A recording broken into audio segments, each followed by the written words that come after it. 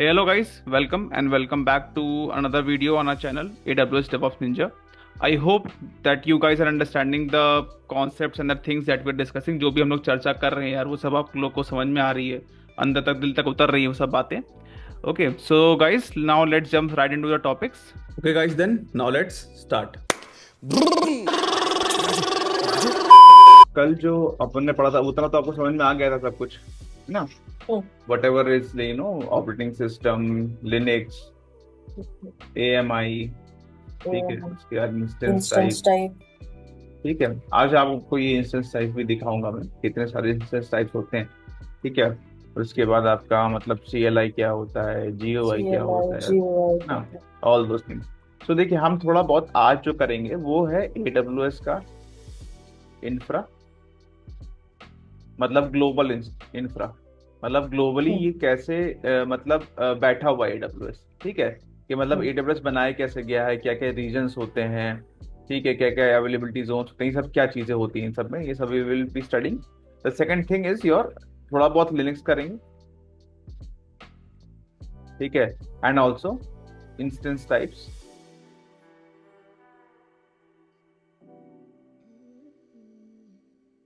ठीक है, ये सब भी करेंगे. और थोड़ा बहुत चीजें लिनक्स में भी, एक्चुअली काफी चीजें हैं, एक्चुअली लिनक्स में भी commands and all those things you I will be telling you. ठीक है, लिनक्स में जब बाद में मूव करेंगे तो उसमें मैं आपको बताऊंगा कि लिनक्स का ऑपरेटिंग सिस्टम बना कैसे है. ठीक है, क्योंकि इंटरव्यू में ये लिनक्स का बहुत इंपॉर्टेंट क्वेश्चंस होते हैं लिनक्स के इंटरव्यू में, कि लिनक्स का ऑपरेटिंग सिस्टम कैसे बना है. ठीक है, उसमें आपके कौन कौन से कंपोनेंट आते हैं, कर्नल हो गया, फिर यूजर स्पेस हो गया, उसके बाद आपका सिस्टम बाइनरीज हो गया. ठीक है, all these things I will be telling as we move into Linux. तो लिनक्स थोड़ा सा आपको शायद थोड़ा शुरुआत में कॉम्प्लिकेटेड लगे, but it's all about the practice. ठीक है, वो ऐसी बात नहीं कि आपको नहीं होगा, बट आपको ये समझना होगा कि मतलब कैसे हम लोग कर रहे हैं. बस you have to just relate to the operating system that you are on to. So as of now you are on to Windows. ठीक है, बस वही आपको लिनक्स में लाके बैठाना है. ठीक है, surely there are many things that Linux is having, Windows is not having. So लेकिन जो काम हो रहा है वो ऑपरेटिंग सिस्टम के अंदर ही हो रहा है. ठीक है, you are just working with an operating system in some other way, that's it. Okay, now पहली बात शुरू करते हैं ये आपका इंफ्रास्ट्रक्चर से. ठीक है, कि ग्लोबली जो इंफ्रा होता है आपका AWS का वो कैसा रहता है.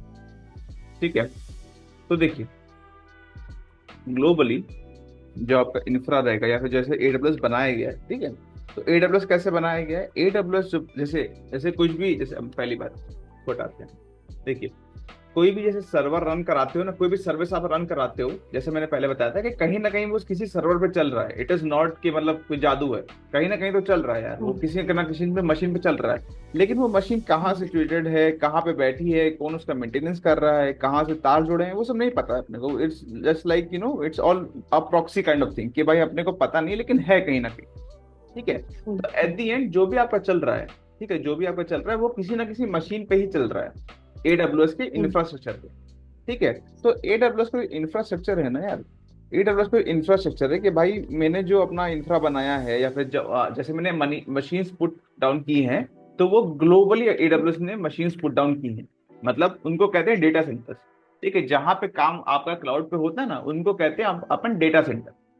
ठीक है, जहां पे समझ लिए आपने एक मशीन मांगी, समझ लिया आपने एक सर्वर मांगा, आप दो ना, एक आपने सर्वर मांगा. ठीक है, कि यार AWS एक सर्वर दो मेरे को. ठीक है, तो जब आप ये सर्वर मांगने जाओगे आप AWS के पास, ठीक है, तो AWS के पास बहुत सारे डेटा सेंटर्स होंगे जहां पे बहुत बड़े मशीन रखी होंगी. वो मशीन क्या कहेंगी, जो भी आप रिक्वेस्ट डालोगे ना उस मशीन को बोलो, उस रिक्वेस्ट को वो मशीन जो है केटर करेंगी. ठीक है, तो वो जब जो मशीन होती है ना, those machines are kept on your data centers. ठीक है, जो भी मशीन आपकी जो आपका रिक्वेस्ट को केटर कर रही है वो आपके रखा होता है डेटा सेंटर के अंदर. ठीक है, और डेटा सेंटर AWS पास एक नहीं है, बहुत डेटा सेंटर, लाइक मतलब 50-60, तो मैं मिनिमम बता दे रहा हूँ.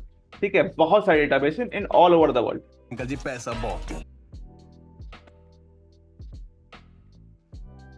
ठीक है, तो पहली बात ये समझ में, जैसे आपने एक मशीन मांगी, एक EC2 इंस्टेंस मांगा, तो जैसे ही आपने रिक्वेस्ट भेजी आपने AWS को, AWS बीच में जो मीडिएटर है ना, AWS देखेगा ओके यार ये रिक्वेस्ट है, आपको एक सर्वर चाहिए, ठीक है, मैं ये सर्वर मुझे कहाँ बैठाना है ये भी आप स्पेसिफिकेशन देते हो कि आपको ये सर्वर कहाँ चाहिए। ठीक है, समझ लिया आपको किस वर्ल्ड के रीजन में आपको ये सर्वर चाहिए, समझ लो आपको मुंबई में चाहिए, तो मुंबई में, मुंबई के डेटा सेंटर में डालेगा ये। ठीक है, अगर आप कहते हो वर्जीनिया या फिर यूएस के उसमें, तो ये वर्जीनिया के डेटा सेंटर में डालेगा। ठीक है, तो वो आप स्पेसिफाई करते हो कि कौन सा डेटा सेंटर मुझे चाहिए, मतलब कौन सा रीजन चाहिए। डेटा सेंटर तो you will never know, okay, data center कहाँ है क्या नहीं है all those things, but region आप बता सकते हो कि हाँ भाई in all over the world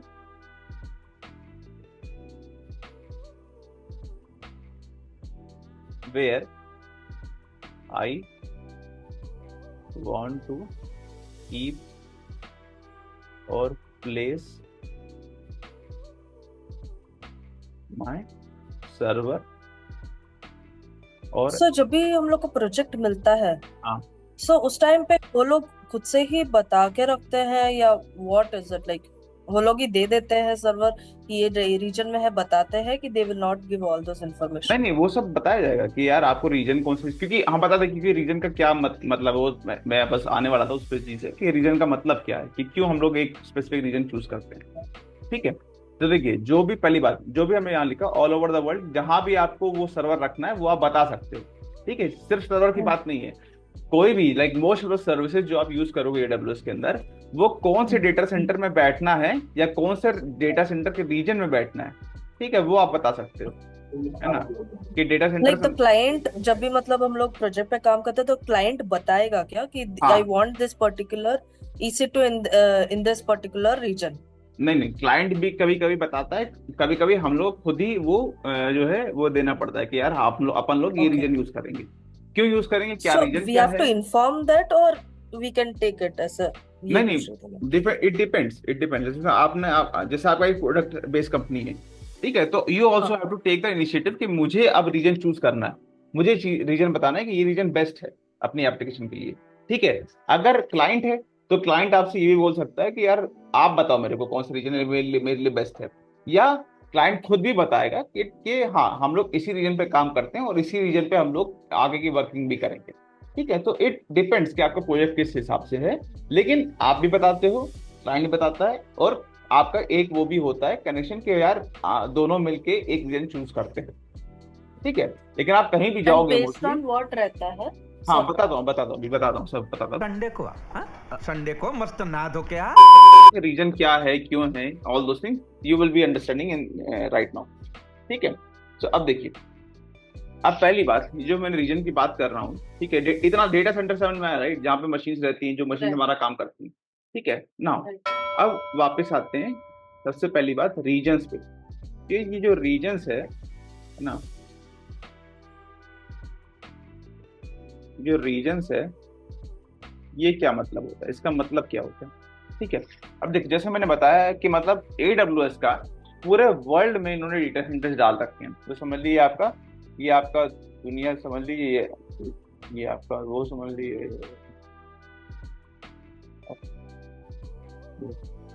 ये आपका वो। ठीक है, तो समझ लीजिए this is your whole world. सुभान अल्लाह, क्या कारीगरी है। Okay, and now the AWS has chosen to keep its data center all over the world. ठीक है, तो ये जो एक पार्ट है ना, ये समझ लीजिए ये नॉर्थ अमेरिका। ठीक है, over here there might be different data centers. Okay, there might be multiple data centers, similarly यहाँ पे भी होंगे, similarly in South America also there will be different servers similar in data center, similar Africa, India में भी आपके दो हैं। ठीक है, मुंबई और हैदराबाद में। ठीक है, फिर आपके यूरोप में हो गया, फिर आपका इधर हो गया, चाइना में हो गया, and all those things there will be data centers all over the world, that is what I am trying to tell you. Okay, so ये जो जहाँ पे सारे डेटा सेंटर्स बैठ रहे हैं ना, है ना, जैसे समझ लीजिए इतने सारे डेटा सेंटर्स हैं। ठीक है, इतने सारे डेटा सेंटर है, तो इन ये कौन से रीजन में बैठे, कौन से रीजन ऑफ द वर्ल्ड में बैठे, तो as of now all data centers these all data centers are sitting in a region known as, you can say, America itself। ठीक है, अमेरिका में ये आपका अमेरिका एक रीजन हो गया। अब अमेरिका में भी नॉर्थ अमेरिका होता है, साउथ अमेरिका होता है, वो हम लोग बाद में देखेंगे। ठीक है, अब देख अगर मैं इंडिया की बात करूं तो इंडिया में भी दो डेटा सेंटर है, या फिर डेटा सेंटर से ये नहीं कि एक ही बिल्डिंग ऑक्युपाई कर ली होगी, या फिर एक सर्वर होगा, या फिर एक मशीन होगी। डेटा सेंटर का मतलब है कि बहुत सारी मशीन जो होती हैं और बहुत सारे ऑफिस जो होते हैं ऑक्यूपाई किए जाते हैं, सो दैट जितनी भी रिक्वेस्ट आती हैं हम लोग की, क्योंकि यार एक रिक्वेस्ट तो आ नहीं रही, 10 रिक्वेस्ट आ रही है। As you move ahead AWS की सर्विस और एडब्ल्यूएस के यूजर्स बढ़ ही रहे हैं, तो ये जो डेटा सेंटर्स होते हैं ना यार, इसको बहुत लार्ज स्केल पे लिया जाता है, ठीक है, लाइक एकर्स पे लिया जाता है, ठीक है, और तब जाके डेटा सेंटर बैठाया जाता है। ठीक है, तो अगर मैं एक इंडिया के डेटा सेंटर की बात करूं तो वो मुंबई में है, हैदराबाद में है। तो ये जो डेटा सेंटर जहां पे हैं, इनको किसके अंदर रीजन में रखा गया है? इनको इंडिया रीजन के अंदर रखा गया है। तो इंडिया आपका रीजन हुआ, ठीक है, इंडिया आपका हुआ रीजन, ठीक है। उसके अंदर जो डेटा सेंटर्स हैं, ठीक, उसके अंदर डेटा सेंटर्स होंगे, ठीक है। तो यू कैन से कि रीजन इज द मेजर और like a broader set of your data centers. Okay, तो ऐसा आपका जो भी चीजें होती है बैठाई जाती है, ठीक है। तो ओवर हियर जैसे एशिया में आप देखोगे, मैं दिखाऊंगा आपको कि यार रीजन में कौन कौन से रीजन है, ये है वो है। तो सिमिलरली अगर मैं अफ्रीका की बात करूँ, अफ्रीका में भी आपके डेटा सेंटर्स हैं। तो जितने भी डेटा सेंटर्स होंगे एक समझ ली कॉन्टिनेंट के अंदर, तो उसको जो जहां पे वो बैठे हैं उनको रीजन बोला जाता है, ठीक है। इनका भी एक टर्म है, जो डेटा सेंटर्स होते हैं ना, इनका भी एक टर्म होता है, ठीक है। इसको मैं बताता हूँ पहले। तो जैसे अगर मैं अपना AWS खोलता हूँ, ठीक है, तो ये आप यहाँ पे अगर आप आओगे, ठीक है, यहाँ पे अगर आप आए और यहाँ पे अगर आप देख रहे हो, ठीक है, तो ये आपको दिख रहा है United States, Asia Pacific, Canada, Europe, South America, these are all regions, ठीक है, दीज आर ऑल रीजन्स, ठीक है। इतना समझ में आया आपको कि रीजन्स क्या होते हैं? रीजन्स के अंदर डेटा सेंटर्स होंगे। अब देखिए ये जो रीजन्स का अब काम क्या है, व्हाट्स द मीनिंग, कि क्यों ऐसा क्यों हुआ, कैसा हुआ, क्या हुआ। अब देखिए ओवर हियर,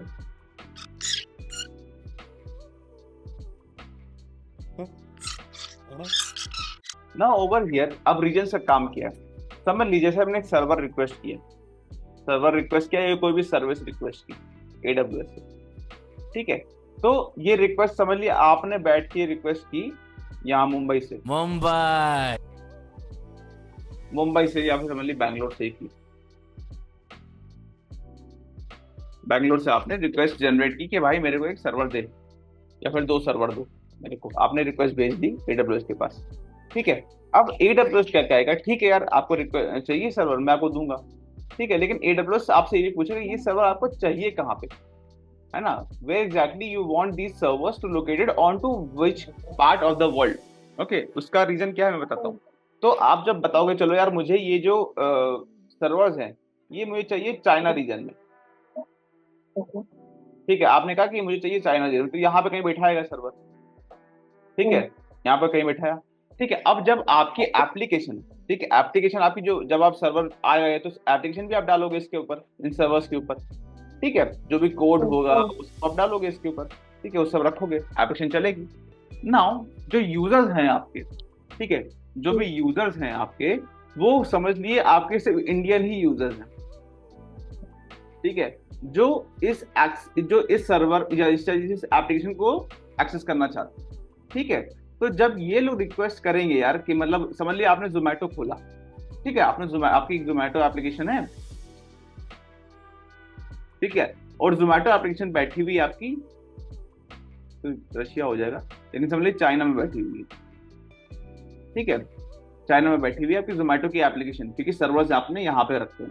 अब लेकिन जोमेटो को जो मेजर यूजर्स हैं वो तो इंडिया से निकल के आएंगे, ठीक है, जो मेजर यूजर्स हैं वो इंडिया से निकल के आएंगे, तो उनको जो ट्रैफिक मतलब जो उनको रिक्वेस्ट करना पड़ेगा वो रिक्वेस्ट यहाँ से यहाँ तक जानी रहेगी, पहली बात तो, ठीक है। पहली बात तो अगर जहां पे आपके एंड यूजर्स हैं उनको यहां से लेकर यहां तक जाना पड़ेगा, उनको रिक्वेस्ट लेके कि मतलब अगर आपने लिखा www.zomato.com, ठीक है, जैसे आपने ये लिखा ना, तो एक रिक्वेस्ट जनरेट होती है, एक रिक्वेस्ट जनरेट होती है, जो रिक्वेस्ट आपको उस सर्वर के पास लेके जाएगी जहां पे वो एप्लीकेशन रन कर रही है, ठीक है। तो ये जो रिक्वेस्ट है ना यार, जो रिक्वेस्ट आती है आपके यूजर से, ठीक है, ये जो रिक्वेस्ट होती है और रिक्वेस्ट और रिस्पॉन्स होता है, ठीक है, रिक्वेस्ट और रिस्पॉन्स, ठीक है, ये जो होता है इसमें आपको टाइम लग सकता है, क्योंकि ये जो आपने सर्वर चूज किए या फिर जो आपने रीजन चूज किए हैं, ठीक है, ये बहुत दूर है आपके एंड यूजर से, करेक्ट, ये काफी दूर है। तो आपको जो डेटा ट्रैवल किया जाएगा, मतलब पाइप से डेटा ट्रैवल कर रहा है या इथरनेट से कर रहा है, जो भी कर रहा है, जैसे भी कर रहा है डेटा ट्रैवल, ठीक है, at the end it is travelling through underground networks, right, underground network से ट्रैवल कर रहा है, तो it will take a lot of time to reach this, right, it will take milliseconds itself, but like still it is taking time. Okay, अगर आप किसी दूसरे उससे कंपेयर करो तो it will still take time, ठीक है, लेकिन ये सिर्फ एक यूजर की बात है। लेकिन अगर इसी को मैं 10 के बढ़ा दूं तो कितनी कंपाउंड हो जाएगी ये चीज, right, it will be spinning around two like the drop in drop in speed will be like minutes hours and something, ठीक है। लेकिन ये हम लोग चीज नहीं चाहते हैं, हम चाहते हैं कि जैसे ही हमने टैप किया, ठीक है, zomato.com, तुरंत उठ के आए मेरे पास, तुरंत उठ के दिख जाए, ठीक है। तो बात ये मैं कह रहा हूँ कि जब भी आप एक रीजन चूज करते हो, अपनी एप्लीकेशन के लिए, फर्स्ट एंड फॉरमोस्ट थिंग आप देखोगे क्या यूजर कहाँ का है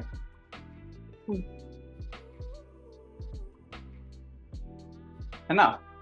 दूसरी चीज, क्योंकि यूजर को इस पे एक्सेस चाहिए, मतलब यहाँ पे सर्वर जहाँ पे रन कर रहा है वहां पे एक्सेस चाहिए रहेगा। There are other multiple components also that come into picture, मैं बाद में बताऊंगा।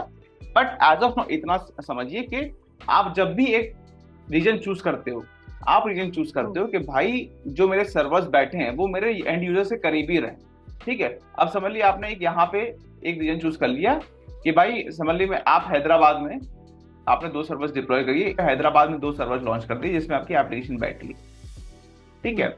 अब यहाँ पे अगर जैसे यहाँ पे एक बंदा है जिसको भूख लगी है, उसने जोमेटो खोला, तुरंत खोल के दे देगा, तो ये बहुत करीब है यहाँ से, राइट, है ना। और ये बहुत दूर था, तो यार इसको तो तड़प मच जाएगी भूख से, है ना, तो ना इसको तो तड़प मच जाएगी भूख से, क्या मेरे को भूख लगी, जोमेटो ही नहीं खोल के दे रहा है यहाँ से। यहाँ खाने में इतना ही देते हैं क्या? अगर हम लोग के सर्वर यहाँ डिप्लॉय होते, लेकिन अगर सर्वर यहाँ डिप्लॉय हुआ है, सीधा रिक्वेस्ट यहाँ से आई, यहाँ से खाना मिल गया, मैं तो कुछ ठीक है, समझ रहा तो वो चीज होती है। तो इसलिए रीजन्स का यूटिलाइज होता है, ये एक पहली चीज हुई, ठीक है, कि हम लोग सर्वर्स कहाँ प्लेस करना चाहते हैं ताकि हमारे एंड यूजर्स को ज्यादा प्रॉब्लम ना हो कोई भी एप्लीकेशन खोलने में, ठीक है। इतना समझ में आया आपको रीजन्स का? ठीक है। Now coming back to the second thing, अब देखिए यहाँ पे जैसे आपके एप्लीकेशन है, पहले मिटा देते तो आप समझ लीजिए जैसे आपकी एक एप्लीकेशन है, ठीक है, आपकी एक एप्लीकेशन है और आपके जो यूजर्स हैं वो यहाँ के हैं, समझ लीजिए अमेरिका के, है ना, जो एंड यूजर्स हैं वो है अमेरिका के। आपने एक साइट डेवलप की, समझ लिए कोई साइट अगर मैं बताऊं तो मतलब समझ लिए कुछ कौन सी साइट बता दें, समझ लिए कोई आप abc.com ही ले लो, abc.com, ठीक है, ये आपने एप्लीकेशन डाली, ठीक है, ये आपकी एप्लीकेशन है और उसके एंड यूजर्स जो हैं वो अमेरिकन हैं, ठीक है। तो आप ये जो एप्लीकेशन है, पहली बात तो आप कहाँ लॉन्च करोगे? पहली बात तो आप लॉन्च करोगे अपने अमेरिका रीजन में, ठीक है। यहाँ पे हमने सर्वर्स ले लिए, यहाँ पे सर्वर्स डाल दिए और ये आपने इसके अंदर एप्लीकेशन रख दी, ठीक है। ये तो एक चीज थी जो हमने देखी। लेकिन कुछ क्या होता है कि हम लोग कभी भी, है ना, जैसे आप ऑर्गेनाइजेशन में काम करोगे, कभी भी सिर्फ एक रीजन पे काम नहीं होता, है ना, कभी भी सिर्फ एक रीजन पे काम नहीं होता है ना, काम होगा या फिर एप्लीकेशन आपकी दूसरी रीजन्स पे भी रखी जा सकती है। समझ लिया आपका यूरोप में डाल दिया एप्लीकेशन, है ना, 2 रीजन्स में या कभी कभी 3 रीजन्स में, बहुत रेयर होता है लेकिन 3 रीजन्स में भी आपकी एप्लीकेशन रखी जाती है। क्यों?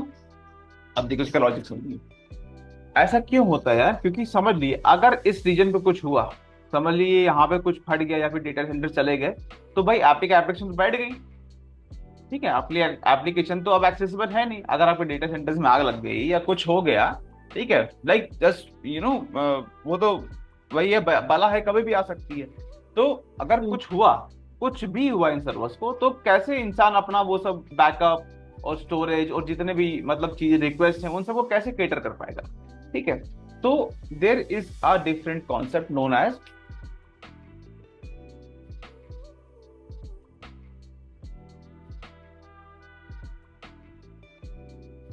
डिजास्टर, हाँ आप कह सकते हो डिजास्टर मैनेजमेंट, या आप कह सकते हो रिकवरी, ठीक है।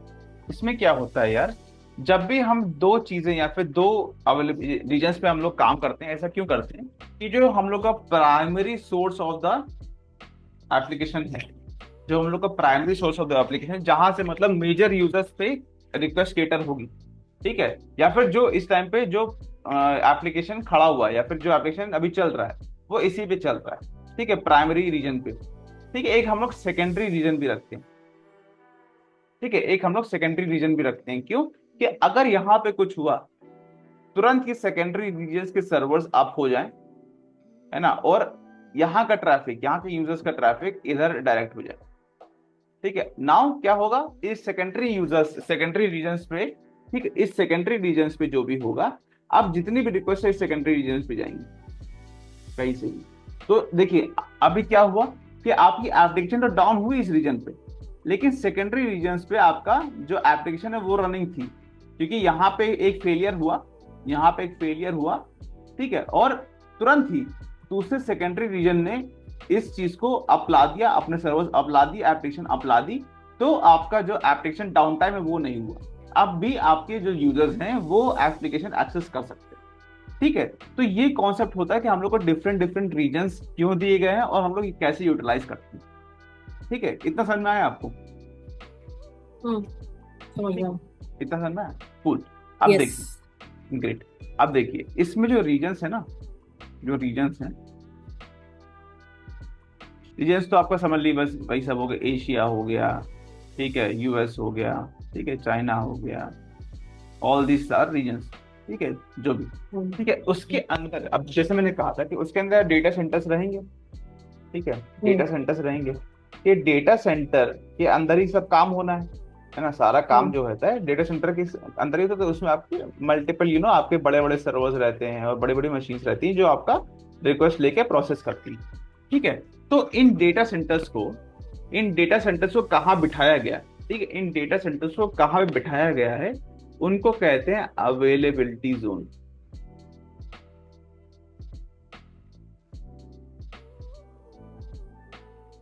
या शॉर्ट में कह सकते हैं आप एजी।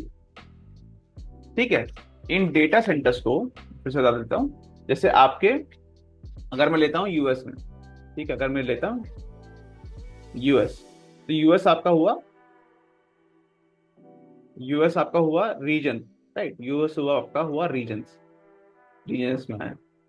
ठीक है, अब इस यूएस के अंदर there will be data, multiple data center, एक हो सकता है, 10 हो सकते हैं, ठीक है, there will be data centers. ठीक है, अब यूएस के अंदर कहाँ पे ये डेटा सेंटर्स बिठाए गए हैं, ठीक है, समझ लीजिए वर्जीनिया में हो सकते हैं, आपके ओरेगॉन में हो सकते हैं, है ना, कहीं भी हो सकते हैं। ठीक है, यूएस के अंदर there are lot of territories, right, तो जैसे मुंबई इधर हो गया, तो उसी हिसाब से अब इसके अंदर ओरेगॉन के भी अंदर कहाँ का डेटा सेंटर्स बिठाए गए हैं, उन चीज को कहते हैं हम लोग अवेलेबिलिटी जोन, उन जगह को कहते हैं अपन अवेलेबिलिटी जोन्स।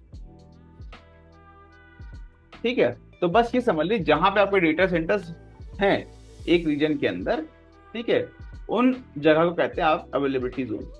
इतना समझ में आया अवेलेबिलिटी जोन्स क्या होते हैं? ठीक है, अब देखिए अगर मैं दिखाऊं आपको,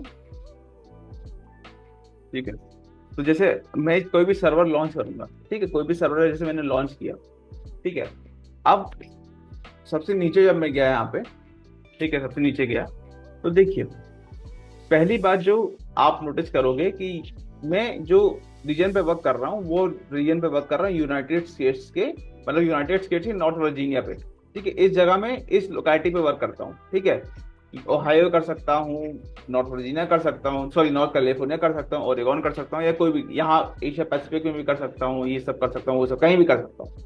ठीक है, as of now I am working on the United States, ठीक है, नॉर्थ वर्जीनिया पे।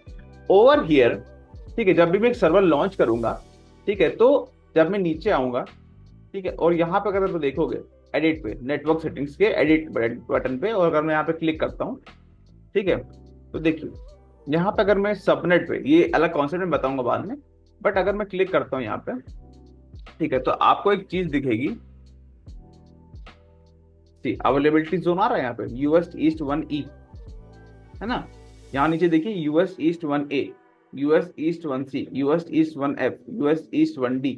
ठीक है, तो इसका क्या मतलब, इसका ये मतलब है कि इस रीजन के अंदर इतने सारे अवेलेबिलिटी जोन्स हैं, US east 1E, US east 1A ये डिफरेंट है, यूएस ईस्ट 1C डिफरेंट है, US east 1F different data centres. right? So availability zones are nothing but where your exact data centers are kept and वहां पे आपका काम होगा, ठीक है। श्योरली आपको नहीं पता होगा कौन सी गली कूचे में है, लेकिन कहाँ पे है ये आप ऐसे डिसाइड करते हो कि भाई मुझे जो है यूएस में काम करना है, यूएस मुझे ओरेगॉन में इस जगह पे मुझे डेटा सेंटर्स पे डालने हैं अपने सर्वर्स, ठीक है, इन जगह पे मुझे अपने सर्वर्स डालने हैं, ठीक है। तो वो आप जो चूज करते हो ना, या फिर जो बताते हो डेवलपर्स कि जो मैं आप जो सर्वर डालोगे वो मुझे यहाँ पे डालना है, इन अवेलेबिलिटी जोन पे डालना है। इतना क्लियर हुआ? क्लियर हुआ ना? इतना क्लियर नहीं। अच्छा, इतना तो क्लियर नहीं। हाँ, क्या क्लियर नहीं हुआ? एक और बार रिपीट कर। देखिए, मैं यहाँ पे क्या कर रहा हूँ कि जैसे मैंने सर्वर एक लिया, ठीक है, जैसे मैं चाहता हूँ कि 2 सर्वर चाहिए मुझको, समझ लीजिए एक ही सर्वर चाहिए, ठीक है। तो जब मैं लॉन्च इंस्टेंस पे करता हूँ, ठीक है, तो उसमें मुझे सेटिंग्स आते हैं, ऑप्शंस आते हैं, ठीक है। तो जब मुझे सारे ऑप्शंस दिए जाएंगे कि भाई AMI क्या है, इंस्टेंस टाइप क्या है, ठीक है, की पेयर क्या है, यहीं पे मुझको दिया जाएगा कि तुम्हें कौन सा अवेलेबिलिटी जोन पे डालना है,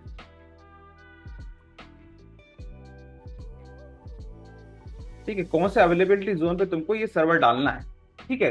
तो अवेलेबिलिटी जोन जो होते हैं, जैसे मैंने बताया कि एक रीजन में बतेर हो सकते हैं, इट डिपेंड्स कि मतलब AWS कितने अवेलेबिलिटी जोन बता रहा है, कितना अपना डेटा सेंटर जो लोग एक्सपैंड कर रहे हैं। तो अभी जैसे मैं यूएस पे काम कर रहा हूँ, यूएस रीजन पे काम कर रहा हूँ, जैसे मतलब दिखाया था ना अभी कि आप यूएस पे हो अभी, वर्जीनिया पे दिखा, हाँ वर्जीनिया पे दिखाया था, राइट। सो उसके अंदर there might be multiple data centers, ठीक है, there are multiple data centers. यहीं पे आपको अवेलेबिलिटी जोन्स का भी ऑप्शन मिलेगा, ठीक है, दैट कम्स अंडर सबनेट। अभी सबनेट क्या है वो मत समझिए, बस ये समझिए कि मतलब आपको अवेलेबिलिटी चूज करने का ऑप्शन जो मिलेगा वो सबनेट के अंदर मिलेगा, ठीक है। तो जब भी आप एक सर्वर लॉन्च करते हो, है ना, तो यहाँ पे जब आप कॉन्फ़िगरेशन में आप सर्वर लॉन्च करोगे तो उसमें अवेलेबिलिटी जोन का ऑप्शन मिलेगा कि भाई मैं चाहता हूं कि मैं, आपको ऑप्शन मिलेंगे 1A USTs, 1B, okay, 1C, 1F, 1 like T और समथिंग व्हाटएवर, ठीक है। तो जैसे आपने कहा कि नहीं यार मुझे जो लॉन्च करना है मुझे 1C पे लॉन्च करना है, ठीक है। तो यूएस के, तो इसका क्या कंपाइलेशन हुआ? इसका कंपाइलेशन हुआ कि जो आपका सर्वर बैठेगा आपका यूएस रीजन में, तो मतलब इसका क्या हुआ कि जो आपका सर्वर बैठेगा, ठीक है, वो सर्वर आपका बैठेगा यूएस रीजन में और आपका अवेलेबिलिटी जोन सी के अंदर, ठीक है। इतना समझ में आया कि क्या कर रहे हैं हम लोग, ठीक है।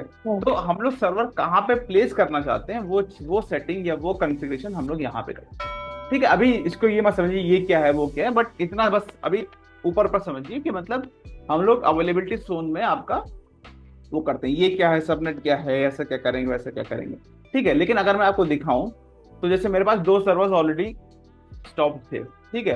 तो उसमें अगर मैं ये सर्वर की बात करूं, 11 सर्वर, तो देखिए यहाँ पे जो अवेलेबिलिटी जोन्स आ रहा है, ठीक है, यहाँ पे 1A आ रहा है, ठीक है, यहाँ पे आ रहा है 1A की अवेलेबिलिटी जोन।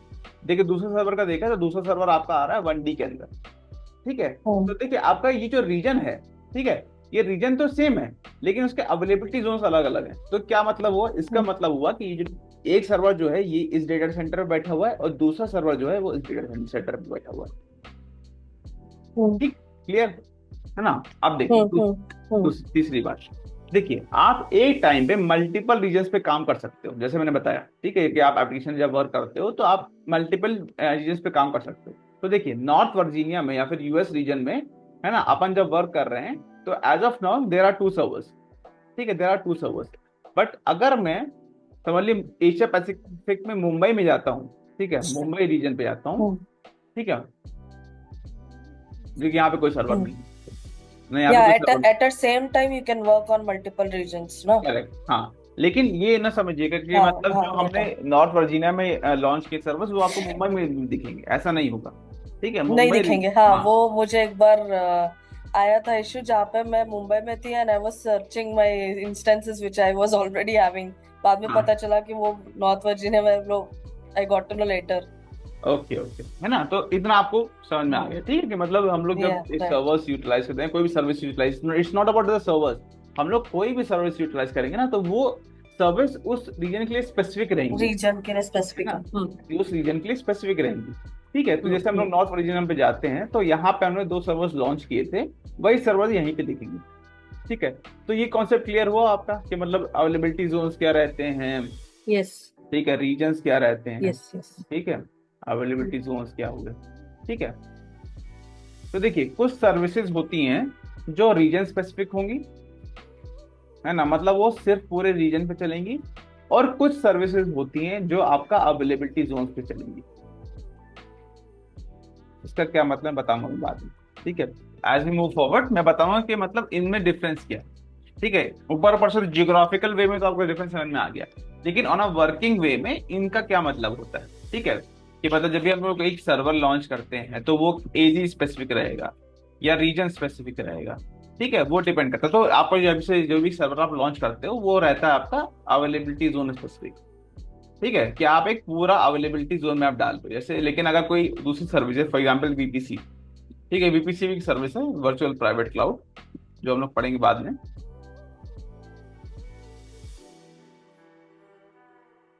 ठीक है, ये आपकी रहती है रीजन स्पेसिफिक,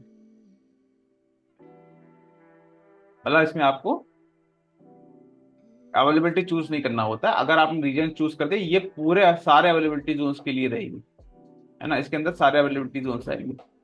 ठीक है, और भी आपकी सर्विसेज होती हैं जो आपका रीजन एजी स्पेसिफिक भी होती है, सब सबनेट्स भी होते हैं। ठीक है, एज ही मूव फॉरवर्ड मैं बताऊंगा आपको। ठीक है, ये सब आप वो ना करिए, बट मैं बस अभी के लिए बता दे रहा हूँ। ठीक है, इतना समझ में आया आपको अभी तक का? यस ठीक है, yes. Okay guys, I hope आज का सेशन आपको नॉलेजेबल लगा होगा। And guys as we move forward we will be talking more about other advanced technologies and things. और अगर आपको कुछ भी चीज़ अगर कैसे नहीं समझ में आ रही, then surely not an issue, आप उसको श्योरली मेरे कमेंट सेक्शन पे आप पिंग करें, या अपने कमेंट सेक्शन, मेरे कमेंट मतलब अपने ही कमेंट सेक्शन है यार, अपना ही चैनल है यार, घरेलू चैनल है, सौतेला नहीं है। ठीक है, तो अपने कमेंट सेक्शन पे पिंग करिए, मैं श्योरली उसको एड्रेस करूंगा। Okay, till the time guys, just keep on revising, keep on learning and keep on going, and please like, share and subscribe to AWS DevOps Ninja. Hiya!